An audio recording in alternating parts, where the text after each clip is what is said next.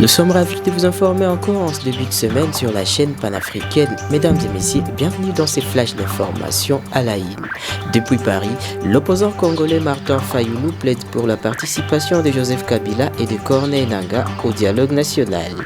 L'opposant estime qu'ils doivent être écoutés pour comprendre les raisons de leur rébellion, rappelant qu'ils ont tous desservi la nation. Je cite, « Ils doivent venir nous dire pourquoi ils ont fait ça », a-t-il lâché. Suivez. La participation de Joseph Kabila et de M. Nangaa. Ils sont partis prenants. Kabila a dirigé ce pays. Son statut, vous le dites comme vous voulez, et il a dirigé ce pays. Il est là. Ils ont dit que celui qui arme, celui qui finance le M23, l'AFC. Mais il doit venir. Il doit venir pour dire pourquoi il le fait. Quel est le problème? Nangaa, il était président de la commission électorale nationale indépendante. C'est lui qui a proclamé Tshisekedi comme gagnant alors que Tshisekedi n'avait pas gagné. 38%. Bon, maintenant, il est là, il a pris des armes contre le pays. Il tue, ou il fait tuer ses frères et sœurs, ses semblables, qui ont, le sang humain comme lui, qui sont les ressortissants du même pays que lui. Il faut qu'ils viennent, qu'ils disent pourquoi il a fait ça. Et puis comme on dit, les linges sales se lavent en famille. On se lave. Moi, il m'a fait du tort. Ils m'ont causé du tort. J'ai pardonné. Ok? Parce que on dit si un chrétien a deux valeurs. Deux valeurs seulement. La première, c'est l'amour. Et la deuxième, c'est le pardon. On a pardonné. S'ils ont des griefs contre Tshisekedi ou contre le pays ou contre... Mais si on se parle, on peut laver les mains. On se dit... Et c'est comme ça que nous disons, nous mettons ces dialogues sous le signe, sous le thème des vérités.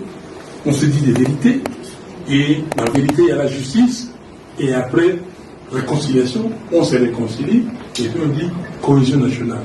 Congo et Kolobo. Merci. En visite à Libreville, le président de la République démocratique du Congo, Félix-Antoine Tshisekedi, et son homologue gabonais, Brice Clotaire, ont signé 3 accords de coopération. Consultation politique, exemption des visas et coopération générale, et ont convenu de renforcer les investissements et la transformation locale de ressources naturelles. Le Gabon a assuré son soutien total à la candidature congolaise de Juliana Amadou Lumumba à la tête de l'OIF. La visite se poursuit en Coq où les 2 chefs d'État découvriront des modèles gabonais de transformation locale du bois. La coalition C64 franchit une nouvelle étape dans sa démarche visant à obtenir la convocation d'un dialogue national en République démocratique du Congo. Réunie le samedi 15 août 2026, la plateforme de l'opposition a annoncé l'organisation d'une marche pacifique le 15 septembre prochain dans la capitale congolaise.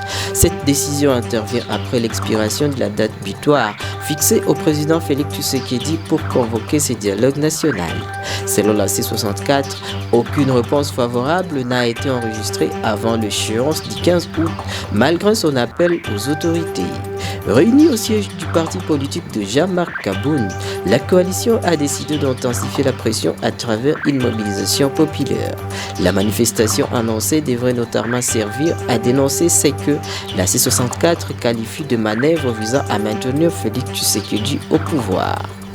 3 hélicoptères de la mission de l'Organisation des Nations Unies pour la stabilisation en République démocratique du Congo, MONUSCO, sont arrivés samedi 15 août 2026 dans la ville de Goma, chef-lieu de la province du Nord Kivu. Les appareils transportaient au total 17 personnes, dont 2 membres d'équipage. Cette arrivée s'inscrit dans le cadre des opérations de la MONUSCO visant à suivre l'évolution de la situation sécuritaire dans l'Est de la RDC. La mission porte notamment sur la surveillance et la vérification du respect du cessez-le-feu dans les provinces du Nord et Sud Kivu. Les modalités précises de cette mission ainsi que sa durée n'ont pas encore été communiquées.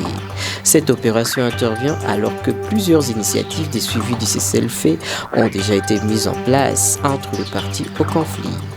Enfin, la République démocratique du Congo entend faire entendre sa voix au 46e sommet ordinaire des chefs d'État et de gouvernement de la Communauté de développement de l'Afrique australe SADC qui se tient à Durban en Afrique du Sud. Représentant personnel du président Félix-Antoine Tshisekedi, le vice-premier ministre et ministre de la Défense nationale et des anciens combattants, Maître Guy Kabombo Mwadianvita, conduit la délégation congolaise à ses assises régionales. À marge du sommet, le patron de la Défense nationale a participé samedi 15 août 2026 à la réunion du comité ministériel de la Troïka de l'organe de la SADC. À cette occasion, il a présenté la position de Kinshasa sur la situation sécuritaire dans l'ouest du pays et a appelé à une implication régionale plus concrète en faveur du retour durable de la paix. On s'y prend enfin ce flash d'informations sur la chaîne panafricaine. Merci de l'avoir suivi. Le prochain rendez-vous c'est à 13h dans notre journal télévisé.